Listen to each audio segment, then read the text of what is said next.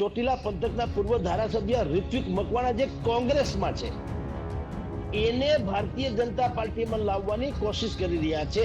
ભાજપને પાસે ઉમેદવારોના નામ એટલે કે દાવેદારો એટલા બધા છે કે કોને લેવા અને કોને પડતા મૂકવા એ પ્રોબ્લેમ છે.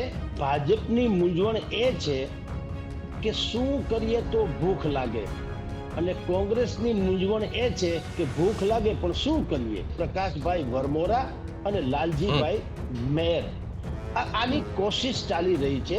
હવે આ બેમાં જો કોઈ હિસાબે કઈ સમીકરણ બરાબર નહીં બેસે તો પછી મહેન્દ્રભાઈ મુંજપરાને રિપીટ કરવાની વાત આવશે. કોંગ્રેસ અને ભાજપ એ બેની અલગ અલગ પ્રકારની મૂંઝવણ છે.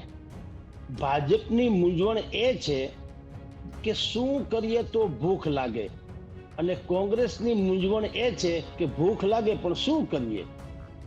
આવી સ્થિતિ બંનેમાં છે. ભાજપને પાસે ઉમેદવારોના નામ એટલે કે દાવેદારો એટલા બધા છે કે કોને લેવા અને કોને પડતા મૂકવા એ પ્રોબ્લેમ છે અને કોંગ્રેસમાં કોને ક્યાંથી લાવવા એ પ્રોબ્લેમ છે. એટલે આ ગૂંચવાડો જે સૌરાષ્ટ્રની ખાસ કરીને 4 બેઠકની છે, સુરેન્દ્રનગર, અમરેલી, જુનાગઢ, આ અત્યારે અટવાયેલી છે. ભાવનગરની ગઈકાલે જાહેરાત થઈ ગઈ છે, નહીં તો ભાવનગરમાં એ પ્રોબ્લેમ હતો. પરંતુ નીમુબેન બાંભણિયા તેની ભારતીય જનતા પાર્ટીએ ગઈકાલે જાહેરાત કરી છે. નીમુબેન 3 ટર્મથી કોર્પોરેટર છે. ઘોઘા સ્ટ્રીટ વિસ્તારના ભાવનગરના 2 વખત મેયર રહી ચૂક્યા છે, મહિલા મેયર તરીકે. એના પતિ શિક્ષક છે, પોતે શિક્ષિકા છે. એટલે એકદમ સાલસ વ્યક્તિત્વ છે અને કોળી સમાજ એ પંથકમાં બહુલ્ય છે, ખાસ કરીને પ્રભાવ બહુ છે. એટલે એ તો જાણે નિર્વિવાદિત રીતે એની નિમણૂક થઈ ગઈ ભારતીબેન શિયાળને પડતા મૂકીને, જે કરંટમાં હતા તે. પરંતુ સુરેન્દ્રનગર, અમરેલી અને જુનાગઢ આ ત્રણેય જગ્યાએ ભાજપ અને કોંગ્રેસનો બેયના બહુ ટ્વિસ્ટ કરી શકાય ને બ્રેકિંગ ન્યૂઝ કરી શકાય ને એ પ્રકારના સમીકરણોમાં અટવાયા છે. તમને મજા આવે એવી વાતો કહું. દાખલા તરીકે પેલા સુરેન્દ્રનગરમાં શું પ્રોબ્લેમ છે. અત્યારે ભારતીય જનતા પાર્ટીના ત્યાં સિટિંગ જે સાંસદ છે એનું નામ છે મહેન્દ્રભાઈ મુંજપરા. પરંતુ ભારતીય જનતા પાર્ટી જો કોઈ હિસાબે મેળ બીજો કઈ નહીં પડે તો જ એને રિપીટ કરવા માંગે છે, અન્યથા રિપીટ કરવા માંગતા નથી.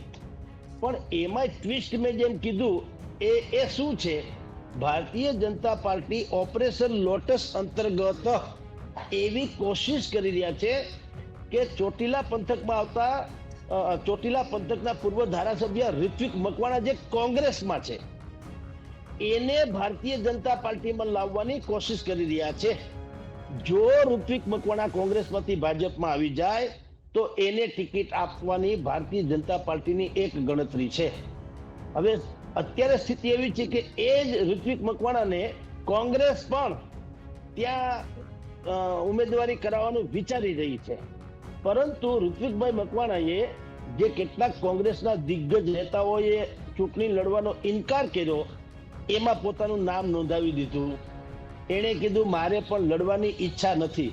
આ શબ્દ જે છે, આ વાક્ય છે કે આ જવાબ જે છે એ એનું ઓપરેશન લોટસ તરફનું પ્રયાણ હોય એવું માનવામાં આવે છે. એટલે કલ્પના કરો, વ્યક્તિ એક છે જો સુરેન્દ્રનગર પંથકમાં અને 2 પક્ષમાં દાણા નાખે છે. કોનો મેળ પણ કિંગ ટોસ કરવા જેવી વાતો છે.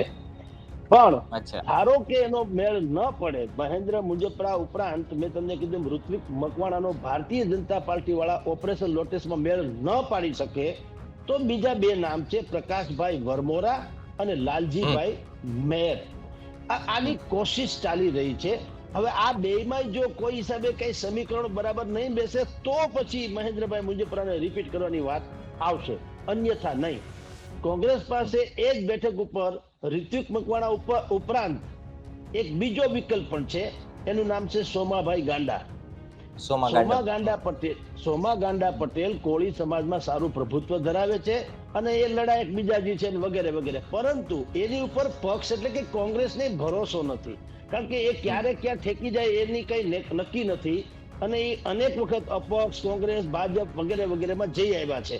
છેલ્લે વાવડ એવા મળે છે કે એને કોંગ્રેસને કીધું છે કે જો મને ટિકિટ આપો તો હું જીતાડી દઈશ વગેરે વગેરે, પરંતુ એના ઉપર ભરોસો કરતા કોંગ્રેસ વાળા ઋત્વિકભાઈ મકવાણા ઉપર ભરોસો મૂકી રહ્યા હતા.